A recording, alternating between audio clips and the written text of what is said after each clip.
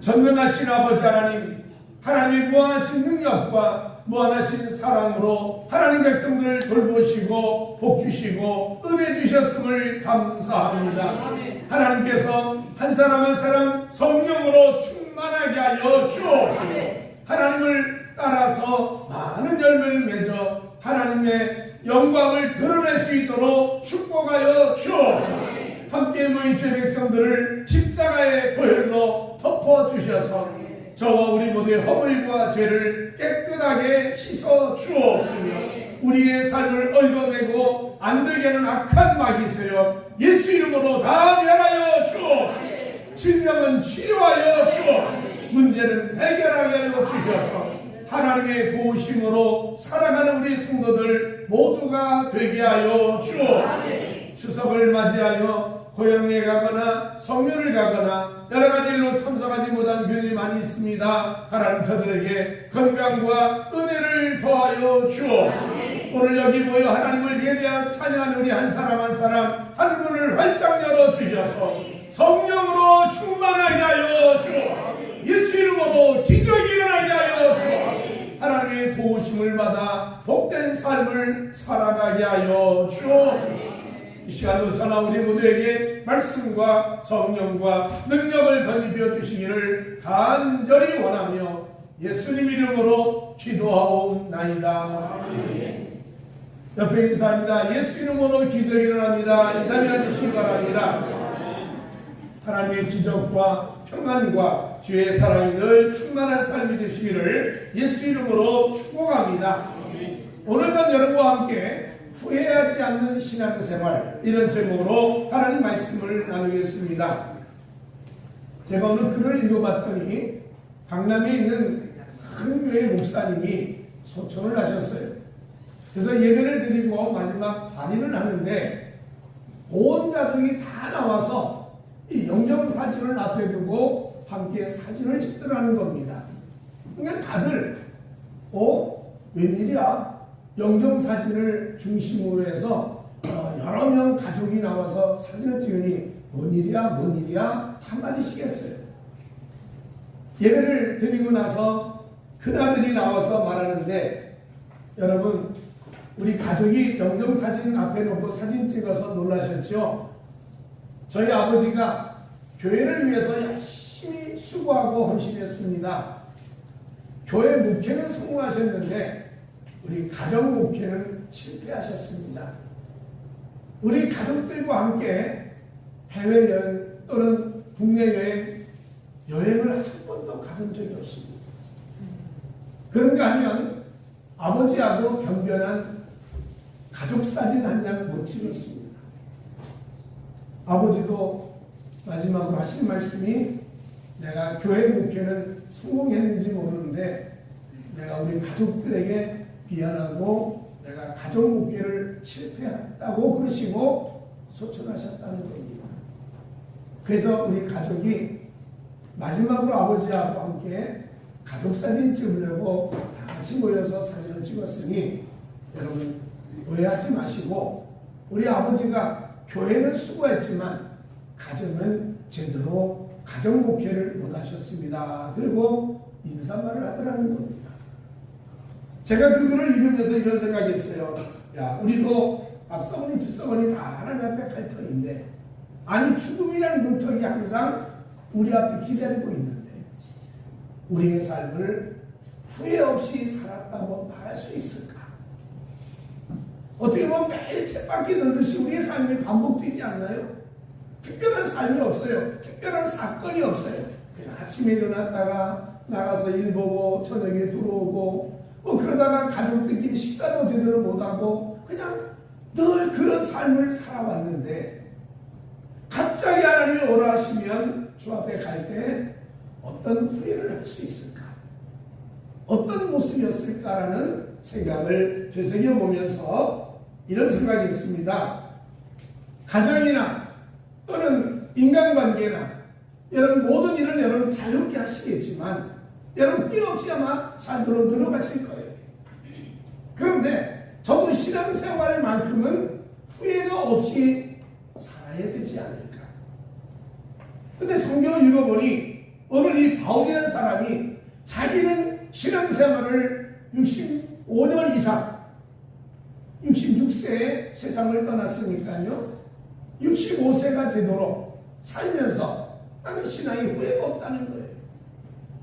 2번이나 감옥에 갇히면서 어려움을 겪고 세계 선교를 한다고 하며 유럽 전 지역을 다니면서 교회도 많이 세웠고 그러면서 결혼도 하지 아니하고 평생 살았던 이 바울이 때로는 매도 맞았고 태장을 3번이나 맞고 강의 위협 또 바다의 위협 파산의 위협 도덕을 만났고 또 유대인들이 핍박을 해서 여러 가지 고통을 겪었고 수없는 많은 고생을 했지만 내가 하나님 앞에 분명히 말할 수 있는 것은 내 인생을 마치고 나면 하나님이 나에게 잘했다고 하면서 면류관을 씌워주실 줄로 믿는다는 거예요. 어떻게 보면 바울이 나는 후회 없는 신앙생활 후회 없이 삶을 살았다고 고백하는 표현이 오늘 이건 말씀이 아닌가 생각합니다. 그래서 저도 여러분도 우리의 삶이 70이든 80이든 아니면 건강하여 100세를 사시든 간에 하나님 앞에서 후회 없는 신앙생활을 하면 얼마나 좋겠는가.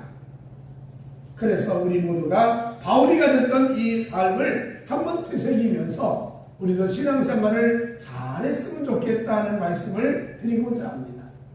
바울이 내가 신앙생활에 후회하지 않는 가장 중요한 첫 번째는 뭐냐면 끝까지 믿음을 지키며 살았다는 거예요.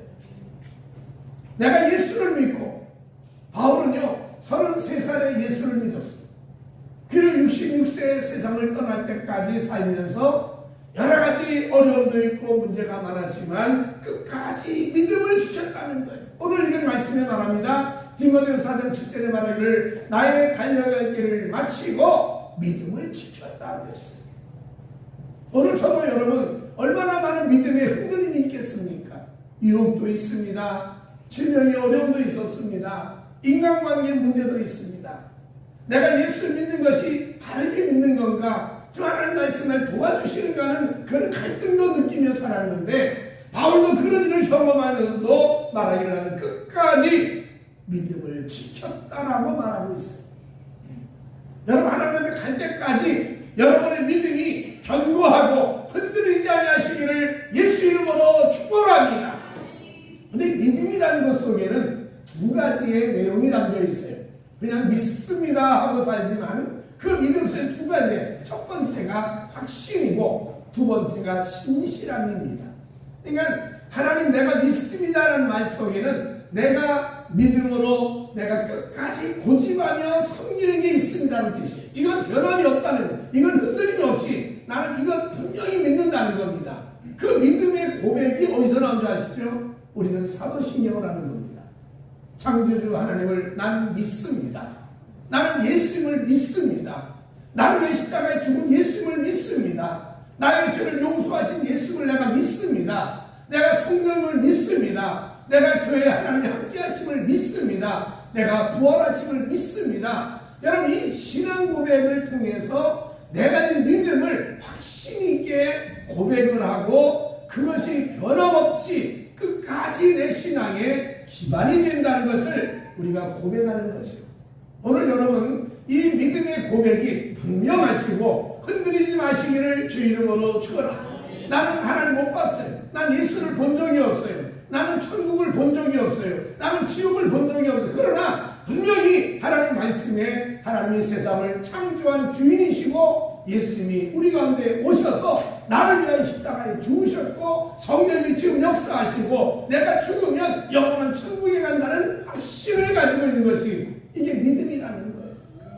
여러분이 모두가 이 믿음이 분명하시기를 주 이름으로 축원합니다. 또 한 가지 믿음 속에는 신실함이 있다는 얘기예요. 이 신실함이라는 말이 무슨 말이냐면 충성스럽다는 거예요. 변함이 없다는 거예요.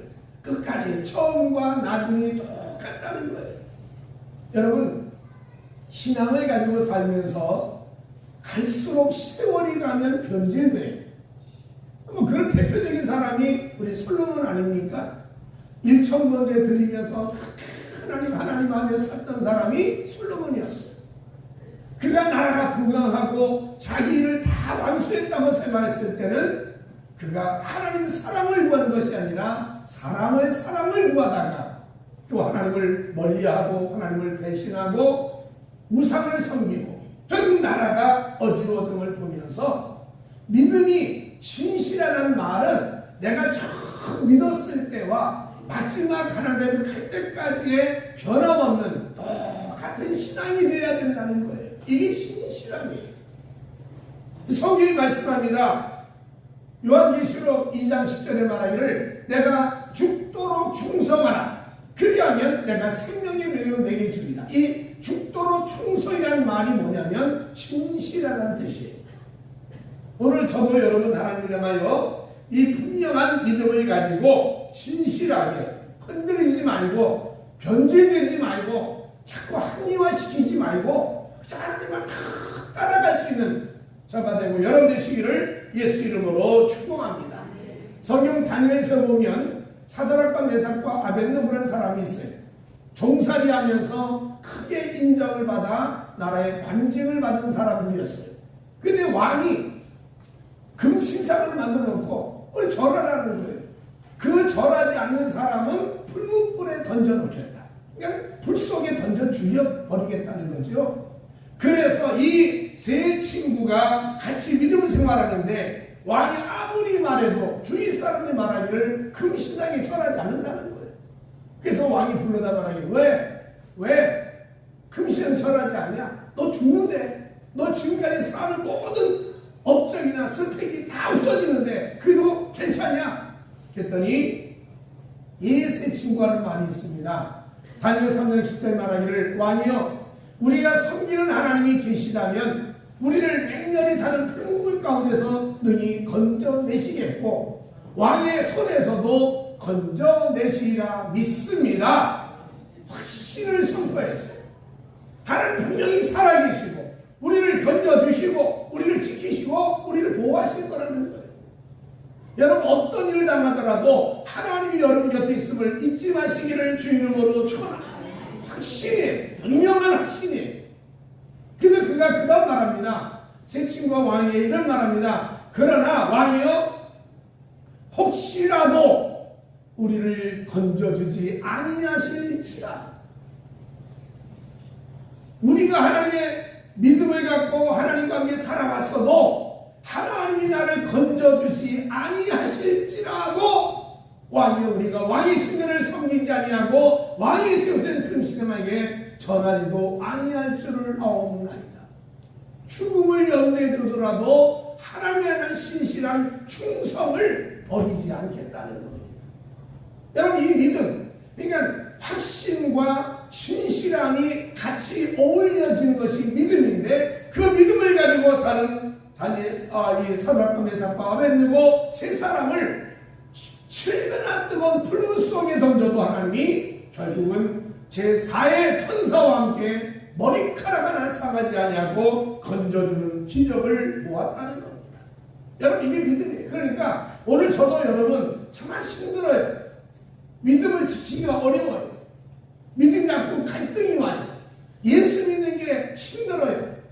이럴 수가 있을까? 꼭 내가 이렇게 믿어야 되나? 내가 이렇게 신앙생활을 해야 되나? 그런 여러 가지 어려움이 있다 할지라도 하나님을 향한 확신과 신실함으로 꾸준히 하나님을 섬겨나갈 수 있는 저나 여러분 모두가 되면 후회 없는 믿음의 삶이 되어지지 않을까. 성경이 말합니다. 예수 말씀하기를 믿음을 가져야 기적이 일어난다는 거예요. 마가복음 16장 10절에 말하기를 믿는 자에게는 이런 표적이 있다느니 곧 그들 내 이름으로 귀신을 쫓아내며 새 방언을 말하며 뱀을 집어올리며 무슨 놈을 마시자 해를 받지 아니하며 병든 사람에게 손을 얹은 즉 낫는 역사가 일어난 것은 믿음으로 되는 것이라는 거예요. 하나님을 향한 확신과 신실함을 가질 때 그 믿음의 열매를 우리는 보며 살 수가 있다는 거예요. 그러므로 다시 한번 지식도 아니고 감정도 아니고 인간의 제도나 또 습관이 되어진 것이 아니라 하나님을 향한 믿음을 가지고 있는 자에게 따라오는 축복과 기적이 여러분 늘 충만하시기를 주 이름으로 축원합니다. 믿음을 가진 자에게 마음으로 믿어 의에 이르고 이 믿음이 큰 믿음 되어 주님이 늘 말씀하십니다. 내 믿음대로 될지어다. 여러분, 이 믿음의 역사를 우리가 편안할 때든 아니면 어려울 때든 우리가 삶이 나이가 먹든 젊었든 꾸준히 변함없이 믿음으로 사는 우리 모두가 되시기를 예수 이름으로 축원합니다. 옆에 인사합니다. 우리 믿음으로 삽시다. 여러분, 변함없는 믿음이 되시기를 주 이름으로 축원합니다. 두 번째는 바울이 후회하지 않는 이유는 믿음의 싸움을, 이 선한 싸움을 날마다 이겼다는 겁니다. 지금 우리는요, 전쟁이라는 것하고 상관없이 살아가요. 근데 사실은 이 지구를 이렇게 보면요, 전쟁이 곳곳마다 있어요. 우크라이나 러시아와 싸움도 문제가 되지만 이스라엘과 팔레스틴과의 싸움도 있겠죠. 그러나 여러분 자세히 보면요, 나라마다 내전이 있고 또 국경마다 분쟁이 있고 어떻게 보면 365일 동안 전쟁이 없는 날이 없을 정도로 전 세계가 다 전쟁을 하고 있습니다. 그래도 다행히 우리나라는 감사하게요, 6.25 이후로 지금 수십 년이 지났지만 전쟁 없다는 게 얼마나 감사한지 몰라요. 더군다나 교인들은요, 이 전쟁이 다가오는 핍박과 고난, 여러분 전쟁에 패하고 나면 얼마나 많은 포로가 되고 비참한 인생을 사는 줄 아십니까? 여러분, 이런 상상할 수 없는 일이 다가올 거예요. 그런데 지금 우리는 그런 전쟁은 없지만 신앙의 전쟁은 계속하고 있다는 거예요. 그래서 옛날에는 피의 순교라고 했어요. 피를 흘려서 순교한다 해서 피의 순교였지만 지금은요, 하얀 순교예요. 피를 흐르지 않고도 계속 싸워서 우리 지금 죽거나 승리해야 된다는 거예요. 만약에 이 전쟁에 패하면 우리로 영적으로 큰 포로가 되고 좌절이 오고 낙담이 오고 고통이 다가온다는 거예요. 요즘에 40대 후반 50대 초반이 자살을 그렇게 많이 한다네요. 우리나라의 자살 1위가 40대랍니다. 아니, 안정되고 일하고 그러다가 이제 생활했는데 왜 자살합니까? 그게 본인이 감당할 힘이 없는 거예요. 우리도 마찬가지예요. 신앙생활하면서 보이지 않는 마귀와 우리는 매일 싸우는 겁니다. 여러분. 아담과 하와, 하나님 만든 인간도 유혹에 넘어져서 죄짓고 패했는데 우리가 오죽하겠어요? 매일매일 우리는 싸움을 반복하고 있는 거예요. 이 반복하는 싸움에서 이겨야 된다는 거예요. 근데 우리가 어렸을 때 그림 그리듯이 마귀가 뭐 뿔가진 모습으로 우리에게 다가오는 게 아니잖아요. 조용히 다가오는데 느끼지 못하게 우리가 마귀 역사를요, 이런 거다 하고 규정짓지 못할 정도로 다가온다는 거예요. 그 마귀 역사를 성경 에베소서 2장에 이런 말합니다. 그때에 너희는 그 가운데 행하여 이 세상 풍조를 따르고 공중의 권세 잡은 자를 따랐으니 곧 지금 불순종의 아들들 가운데 역사는 영이라 했어요. 악한 마귀가 세상 풍조로 우리에게 다가온다. 다 세상이 뭐 그런 거지 뭐. 아니 뭐 다 흔히 사는 데고. 그러면서 이 세상 풍조라고 하는 여러 가지 문화다, 이것이 하나의 관습이다, 이게 전통이다 해가지고 우리의 삶에 자연히 스며들어와서 죄짓게 만든 게 뭐냐면 마귀의 역사라는 거예요. 공중권세 잡은 자, 여러분 이 나라가요, 우리나라뿐 아니라 전 세계 마찬가지입니다. 대통령 한 사람이요, 나라를 얼마나 뒤집어 놓은 줄 아시죠? 지금 미국에 있는 대통령은요, 전 세계를 다 뒤집어 놨어요. 대통령 한 사람이요, 이 공중권세 잡은 자 같은 마귀 역사가 그 왕과 지도자를 움직이면요, 나라가 죽게 마시됩니다. 지금 우리도 대통령 한 분이 어떻게 인도에 따라서 이 나라에 지금 운명이 갈려있지 않나요? 이 악한 마귀가요, 정치, 경제, 사회, 문화, 교육, 곳곳마다 다 들어가서 자연스럽게 아닌 것처럼 우리를 유혹하고 넘어지게 한다. 사회뿐 아닙니다. 우리 개인도 그렇잖아요. 어느 날 갑자기 우울한 마음이 안 드나요? 어느 날 갑자기 아유 내가 왜 이렇게 사나? 이런 마음이 갑자기 들지 않습니까? 갑자기 마음속에 아유, 앞으로 소망도 없는데 기대하며 살는 것이 뭐가 있어? 그냥 운명대로 살지 뭐. 내 배자가 그런가 보다 뭐. 그러고 살지 하면서 우리 스스로를 자학하고 비하하고 스스로 좌절하는 마음이 순간순간 다가온다는 거예요. 저에게도 그런 마음이 다가와요. 이런 여러 가지 어려움을 여러분 마귀가 조용히 다가와서 우리를 문제 주고 어려움을 주는데 성경 말합니다. 이 악한 어둠의 세력은 경제나 정치나 교육으로 해결되는 것이 아니라 오직 예수 이름으로 쫓아낼 수밖에 없다는 거예요. 성경 말합니다. 예수 이름으로 귀신을 쫓아내면 그랬어요. 성령의 능력을 힘입은 자가 귀신을 쫓아내고 하나님 나라를 만들어갈 수 있다는 거예요. 그러므로 여러분 스스로 자꾸 쫓아내셔야 돼요. 저도 갑자기 마음에 어둠이 오고 낙심이 되면요, 제가 기도하면서 그럽니다. 예수 이름으로 이 어둠의 마귀야 물러갈지어다. 이 우울증의 마귀야 떠나갈지어다. 제가 스스로 기도합니다. 그리고 또 기도하는 마음이 또 편안해지고 또 즐거워지고 힘을 얻지 않습니까? 여러분 마귀를 이길 수 또 하나의 방법이 있어요. 그게 회개라는 겁니다. 이 예수님의 첫 설교가 뭡니까? 천국이 가까웠으니 회개하고 복음을 믿으라는 거예요. 회개가 또 다른 마귀의 세력을 이길 수 있는 기림을 기억하고 우리가 함께 이 어둠의 세력을 이겨서 매일매일 복된 삶을 살아가시기를 주 이름으로 축원합니다. 바울도요 매일 이 싸움을 살았어요. 계속되는 핍박이었지요. 유대인들이 핍박하지요. 복음을 전하는데 믿지 않는 사람 많지요. 여러 가지 갈등이 있죠. 그런 갈등을 뛰어넘어서 복음을 전했다고 하기 때문에 이 선한 싸움을 자기는 이겼다는 거예요. 그런가 하면 우리 또 하나 싸움이 있어요. 삶의 고난이라는 싸움이 있어요. 욥기에 보면요 사람이 당하는 고난을 6가지 설명합니다. 그 중에 하나는 첫 번째가 물질에 대한 고난이에요. 물질로 어려움을 겪는 거예요. 두 번째 고난은요 자녀로 인한 고난이에요. 하나님 축복으로 자녀 주셨는데 자녀 때문에 다 근심과 고통이 떠나지 않아요. 세 번째 고난이 뭐냐면 질병의 고통이에요. 욥도 질병으로 고통당했잖아요. 네 번째가 뭐냐면 가족에 대한 분쟁과 다툼이에요. 부인과 싸우고 헤어져야 되는 그런 갈등이 다가왔어요. 여섯 번째가 친구와의 갈등이에요. 친구들이 믿었는데 어느 날 갑자기 보니까 돌변했어요. 나를 질책하고 나에게 여러 가지 공면한다고 하면서 가슴을 후려 파요. 고통을 주는 친구들이 있어요. 마지막으로 하나님이 나를 모른 척하는 신앙적인 갈등입니다.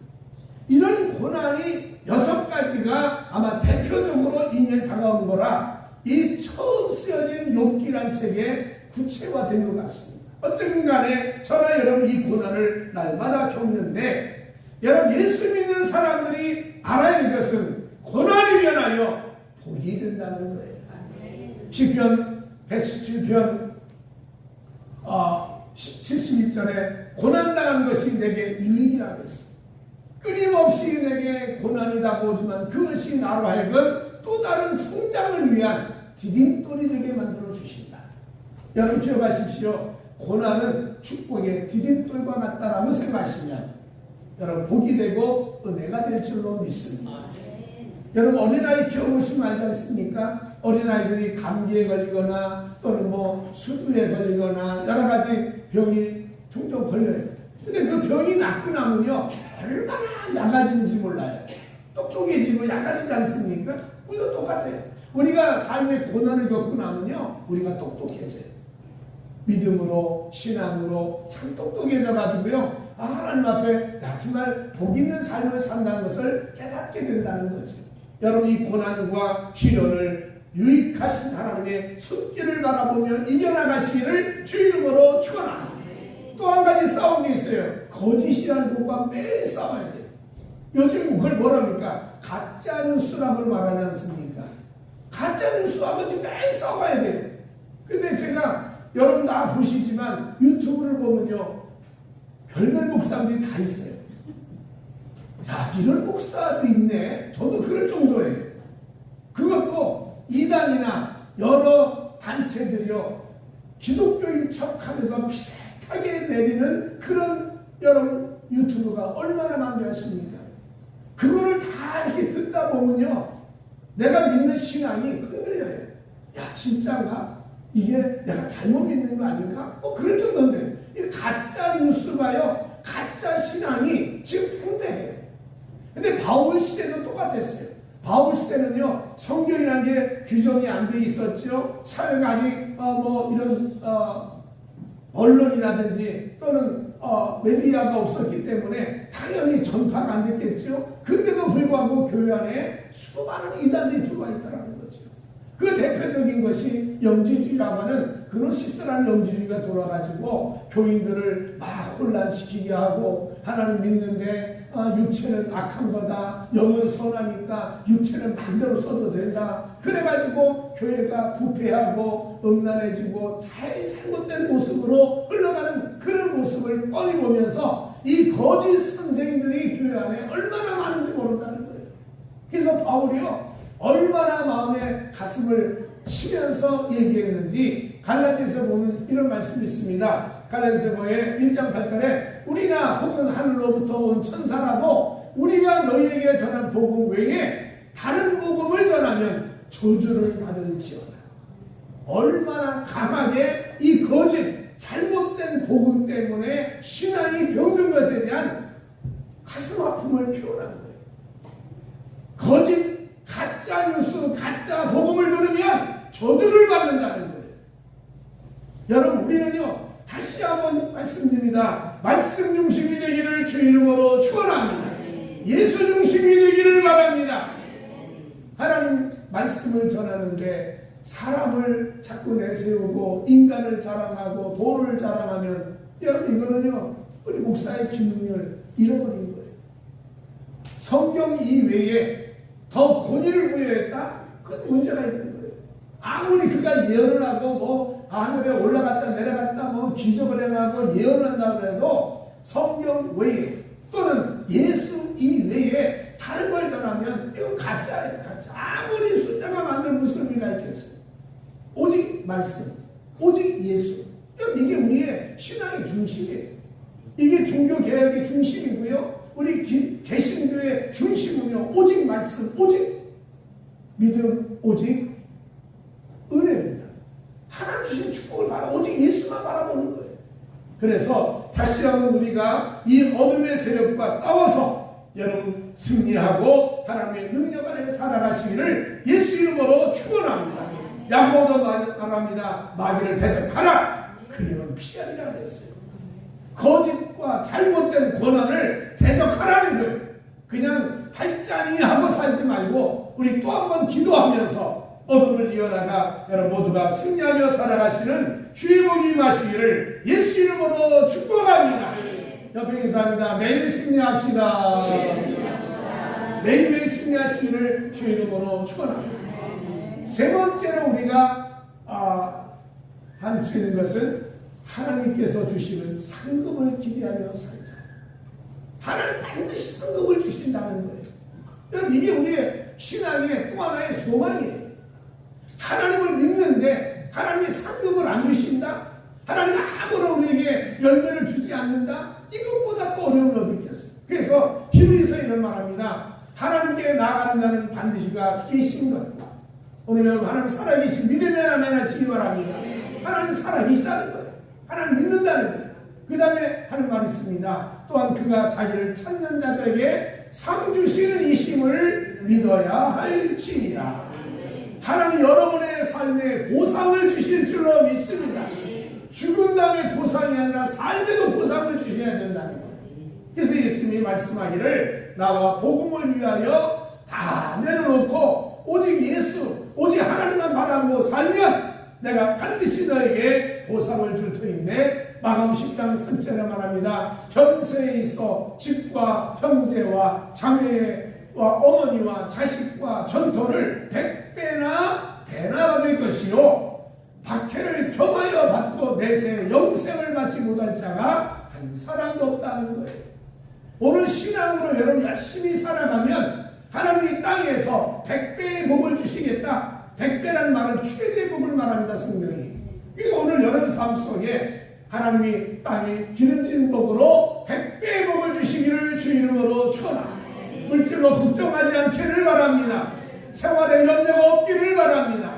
신앙을 가지고 세상을 살아가는 백성들을 하나님이 반드시 100배의 복으로 채우셔서 하나님 주신 보상을 받게 될 줄로 믿습니다.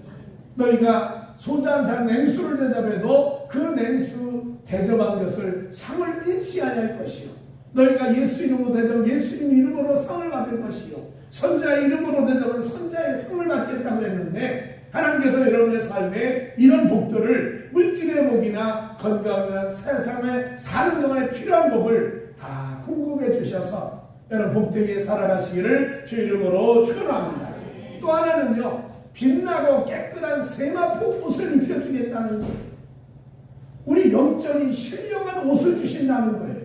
내가 하나님을 잘 섬기면 생각지 않은 신령한 복을 준다. 그걸 요한계시록 이렇게 설명합니다. 요한계시록 19장 8절에 그에게 빛나고 깨끗한 세마포 옷을 입도록 허락하셨으니 이는 이 세마포 옷은 성도들의 옳은 행실이로다. 성도들이 그래도 바르게 살려고 노력하고 정직하게 살려고 하고 거짓말 안 하려고 하고 착하게 살려고 하고 남들 도와주려고 했던 이 옳은 행실이 하나님 우리에게 주시는 신령한 깨끗한 옷을 입도록 빛난 옷으로 채워주신다는 거예요. 여러분 주 앞에 섰을 때 다 이런 빛나고 깨끗한 옷을 입고 살아가기를 예수 이름으로 축원합니다. 그리고는 마지막에 성경 말합니다. 면류관을 주겠다고 했어요. 하나님이 면류관 언제 주십니까? 여러분 승자에게 주는 거예요. 1등만 주는 게 면류관 아닙니까? 운동 경기에 1등에 면류관을 쓰는 거예요. 하나님이 우리의 삶에 마지막까지 열심히 살아간 삶을 보고 1등으로 인정하고 내가 면류관을 쓰겠다. 바울이 말합니다. 이제 후로 나를 위하여 의의 면류관을 예비되었으므로 주 곧 의로운 재판장이 그날에 내게 주실 것이라 그랬습니다. 오늘 여러분 우리 모두 하나님 앞에서 칭찬과 존경과 영광의 면류관을 쓰는 은혜가 있기를 주 이름으로 축원합니다. 성경 말하기를 내가 속 죽을 테니 너에게 주어진 면류관 빼앗기지 않도록 열심히 살라는 거예요. 여러분 아무도 내 면류관을 빼앗지 못하게 하는 것입니다. 우리 모두가 면류관을 받고 하나님 앞에 영적으로나 육적으로나 상급받아서 신앙의 축복이 있기를 주 이름으로 축원합니다. 제가 장례를 인도하면서 목사님을 장례를 인도했는데 이런 생각이 있어요. 이 목사님이 과연 하나님 앞에 어떨까 해서 책을 보다 보니까 여러분 신성정 목사라는 분 아시죠? 충현교회를 담당하고 또 한국의 신학자로서 대단한 일을 했던 분이 신성정 박사예요. 근데 그분이 인도로 선교사를 가게 됐는데 그 장모님이 목사님께 여보게 나 죽으면 천국 가나 그랬어요. 70에 은퇴를 했으니까 72살쯤 됐대요. 근데 그 장모님도 연세가 드셨지 않겠습니까? 그러니까 내가 죽으면 천국 가나 그랬대요. 그랬더니 아이 그럼요 천국 가지요. 그랬는데 마음속에 생각하기를 너 진짜 믿냐?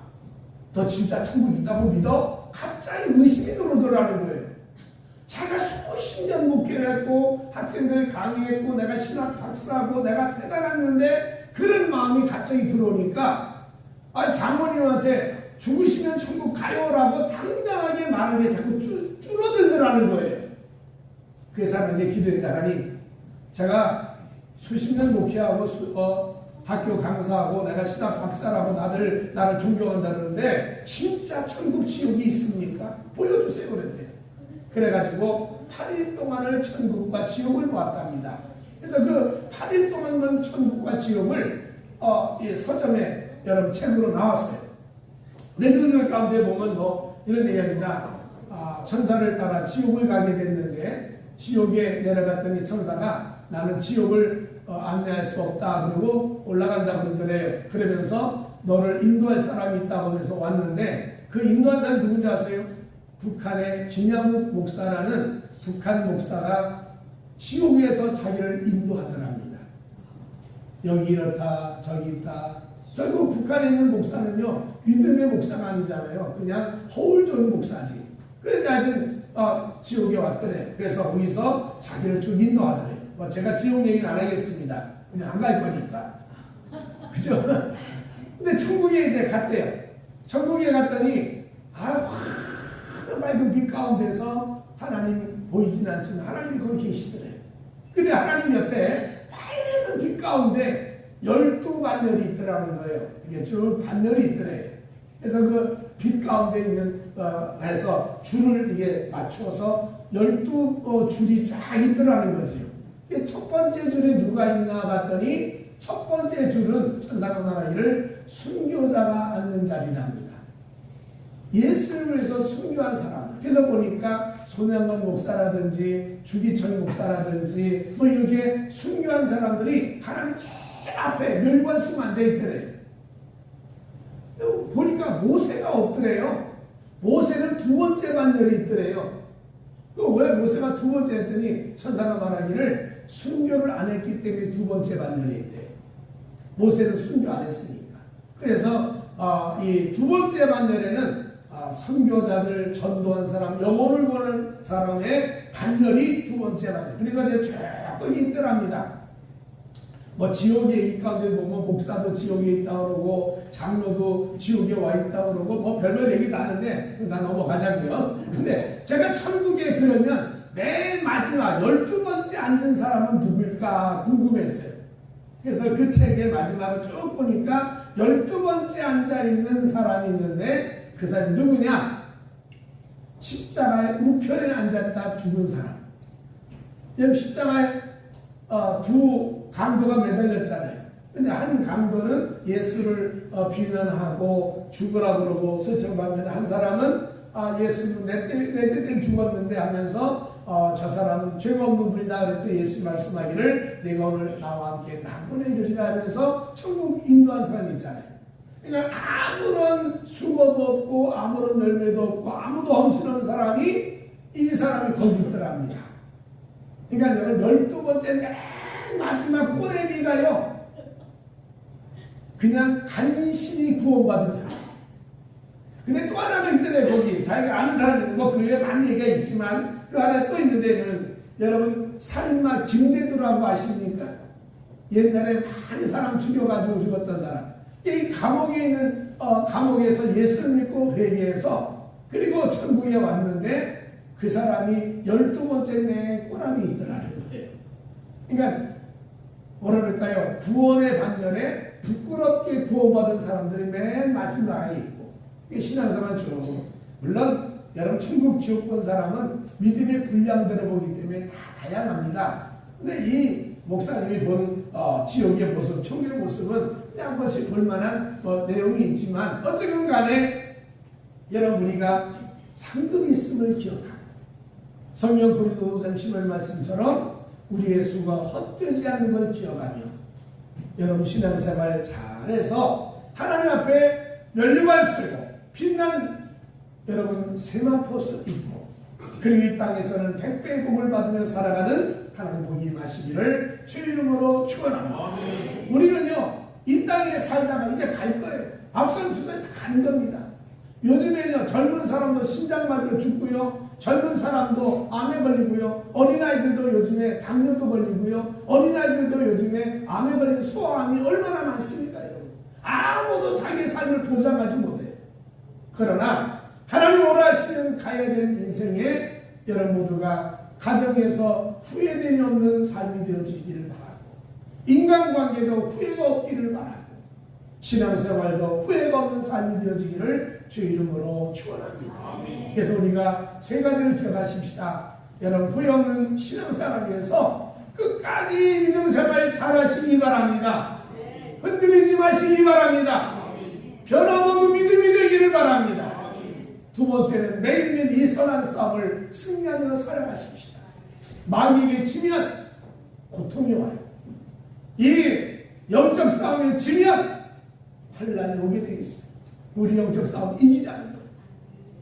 세 번째는 하나님 주신 상급을 얻고 우리가 하나님 앞에서 이 땅에서도 복을 받고 천국에 가서 멸망 쓸 수 있는 성이 늘 바랍니다. 하늘의 신령한 복과 땅의 기린 복으로 믿음으로 충만한 삶을 살아가는 우리가 모두가 되기를 주 이름으로 축원합니다. 이게 우리의 삶에 후회가 없을 줄로 믿습니다. 우리 합심으로 기도합니다. 하나님, 우리의 인생에 후회 없는 삶을 살아가도록 우리를 도와주시고, 우리의 가정도, 우리의 친구관계도, 교회 생활도 하나님 앞에 우리의 신앙이 후회 없는 믿음의 삶이 되어지게 해달라고 우리를 축복에 다같이 동성으로 합심으로 하나님께 간절히 기도합니다. 할렐루야. 아버지 은혜를 감사합니다.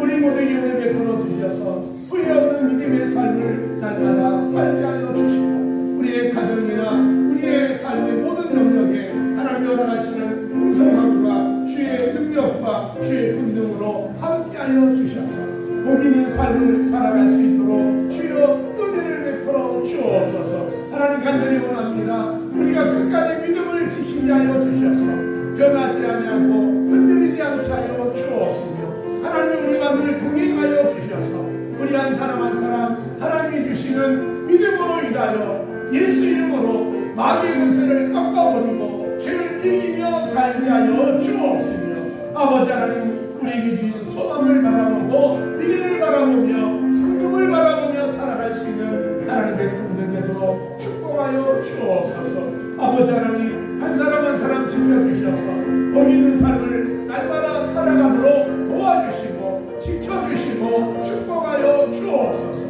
하나님이 함께 해주심을